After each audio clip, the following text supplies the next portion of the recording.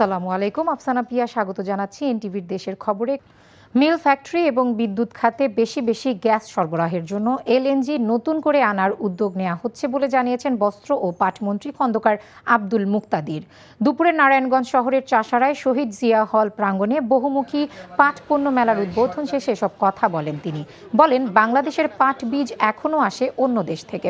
মন্ত্রণালয় ইতিমধ্যে একটি ক্রাশ প্রোগ্রাম হাতে নিয়েছে, যার মাধ্যমে স্বল্প সময়ে পাট বীজে দেশ স্বয়ং সম্পূর্ণ হবে। তিনি আরও বলেন, ডিজেলের যে পরিমাণ মূল্য বৃদ্ধি হয়েছে তাতে মূল্যস্ফীতি ঘটবে না। ডিজেলের কারণে মূল্যবৃদ্ধির কারণে যে মূল্যস্ফীতি ঘটবে সেই পরিমাণ মূল্য তো বৃদ্ধি হয় নাই। আমরা মিল ফ্যাক্টরি এবং বিদ্যুতে বেশি বেশি গ্যাস সরবরাহ করার জন্য আমাদের এলএনজি আনার সক্ষমতা এফএসআরও নতুন করে সংগ্রহ জন্য জ্বালানি মন্ত্রণালয় উদ্যোগ নিয়েছে। কুমিল্লায় কলেজ ছাত্রী সোহাগী জাহান তনু হত্যা মামলায় গ্রেপ্তার সাবেক সেনা সদস্য হাফিজুর রহমানকে কারাগারে পাঠানোর নির্দেশ দিয়েছে আদালত। দুপুরে চিফ জুডিশিয়াল ম্যাজিস্ট্রেট আদালতের বিচারক আবদুল্লাহ আমান এই আদেশ দেন। পুলিশ ব্যুরো অব ইনভেস্টিগেশনের তদন্ত কর্মকর্তা তারিকুল ইসলাম জানান, 3 দিন রিমান্ডে জিজ্ঞাসাবাদ শেষে গ্রেপ্তার হাফিজুর রহমানকে আদালতে হাজির করা হয়। পরে বিচারক আবদুল্লাহ আমান অভিযুক্ত সেনা সদস্যকে কারাগারে পাঠানোর নির্দেশ দেন। দীর্ঘ 10 বছর পর সোহাগী জাহান তনু হত্যা মামলার এই প্রথম গ্রেপ্তার করা হয় সাবেক সেনা কর্মকর্তা হাফিজুর রহমানকে। এরই মধ্যে তার ডিএনএ স্যাম্পল সংগ্রহ করে পরীক্ষার জন্য পাঠানো হয়েছে। খুলনায় আধিপত্য বিস্তারকে কেন্দ্র করে 2 গ্রুপের সংঘর্ষে 1 জন নিহত হয়েছে, আহত হয়েছেন 5 জন। সকালে জেলার তেরোখাদা উপজেলার 6 নম্বর মধুপুর ইউনিয়নের মধুপুরে এ ঘটনা ঘটে। পুলিশ জানায়, ধান কাটাকে কেন্দ্র করে শহীদুল গ্রুপ ও সাইফুল গ্রুপের মধ্যে প্রথমে কথা কাটাকাটি শুরু হয়। পরে দেশীয় অস্ত্র নিয়ে উভয় পক্ষ সংঘর্ষে জড়িয়ে পড়ে। সংঘর্ষে সাইফুল গ্রুপের নূর আলম ঘটনাস্থলে নিহত হন। আহত হন আরও 5 জন। আহতদের উদ্ধার করে খুলনা মেডিকেল কলেজ হাসপাতালে ভর্তি করা হয়েছে। এ ঘটনায় এলাকায় থমথমে অবস্থা বিরাজ করছে। পরিস্থিতি নিয়ন্ত্রণে পুলিশ ও গোয়েন্দা সংস্থার অতিরিক্ত সদস্য মোতায়েন করা হয়েছে। এদিকে পিরোজপুরের মঠবাড়িয়ায় বৈদ্যুতিক ট্রান্সফরমার চুরি করতে গিয়ে বিদ্যুৎস্পৃষ্ট হয়ে রাসেল হাওলাদার নামে এক যুবকের মৃত্যু হয়েছে। স্টল বসানোকে কেন্দ্র করে কক্সবাজার সরকারি কলেজ ছাত্রদল ও শিবিরের মধ্যে হাতাহাতির ঘটনা ঘটেছে। দুপুরে চলমান ভর্তি পরীক্ষার্থীদের জন্য কলেজ গেইটে সেবামূলক স্টল বসানোকে কেন্দ্র করে ছাত্র শিবির ও ছাত্র দলের মধ্যে উত্তেজনা দেখা দেয়। এক পর্যায়ে হাতাহাতি হয় 2 সংগঠনের কর্মীদের মধ্যে। পরে পুলিশ এসে পরিস্থিতি নিয়ন্ত্রণে আনে। ছাত্র দলের দাবি, পরীক্ষা চলাকালীন সময়ে 144 ধারার আওতাভুক্ত এলাকায় ছাত্র শিবির স্টল বসিয়ে আধিপত্য বিস্তারের চেষ্টা করছে। অন্যদিকে শিবির নেতাদের দাবি, কলেজ প্রশাসনের অনুমতি নিয়ে স্টল বসানো হয়েছে।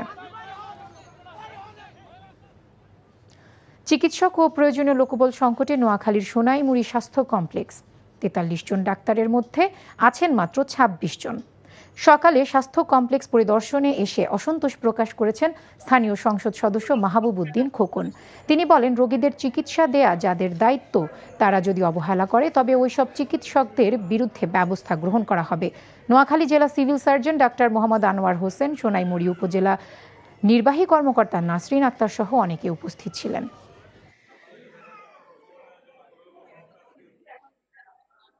43 জন ডাক্তার এখানে চিকিৎসা সেবা দিবে, মাত্র 26 জন দিচ্ছে।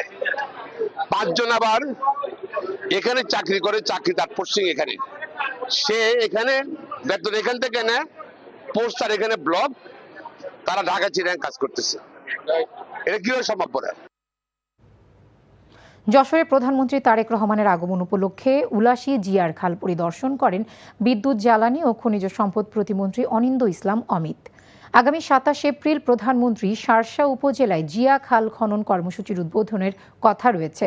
দুপুরে খাল পরিদর্শন শেষে তিনি এ কথা বলেন। এ সময় জেলা প্রশাসক আশেক হাসান, উপজেলা নির্বাহী অফিসার ফজলে ওয়াহিদ ও উপজেলা বিএনপির সাধারণ সম্পাদক আলহাজ নুরুজ্জামান লিটন উপস্থিত ছিলেন।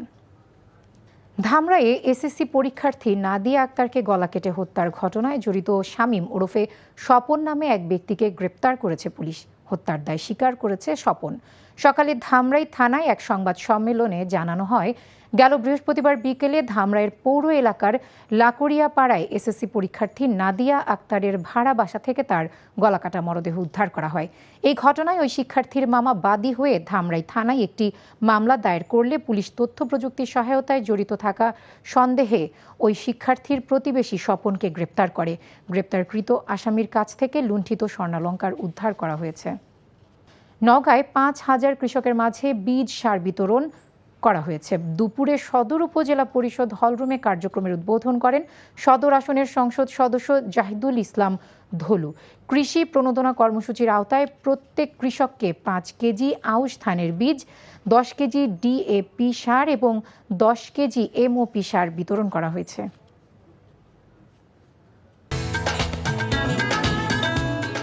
এই ছিল দেশের খবরে। এই খবরের ভিডিও সহ আপডেট জানতে ভিজিট করুন এনটিভি অনলাইন www.ntvbd.com। এছাড়াও এনটিভির জনপ্রিয় সব অনুষ্ঠান ও খবরের আপডেট জানতে ভিজিট করুন আমাদের ইউটিউব ও ভেরিফাইড ফেসবুক পেজ।